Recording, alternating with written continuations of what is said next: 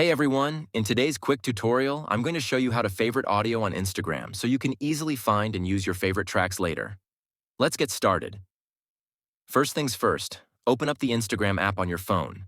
Make sure you're logged in and ready to go. Scroll through your feed or head over to the Explore tab to find a video with audio that you really like. Once you've found it, tap on the video to play the sound. Now, to favorite the audio, simply tap on the audio title that appears at the bottom of the video. This will take you to the audio page. On the audio page, you'll see a favorite button in the top right corner. It looks like a little heart icon.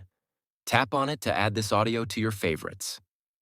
To access your favorited audio later, go to your profile, tap on the menu icon in the top right corner, and then select Saved. From there, you'll see an Audio tab where all your favorite tracks are stored, ready to be used in your own reels and posts. If you found this tutorial helpful, make sure to hit that like button,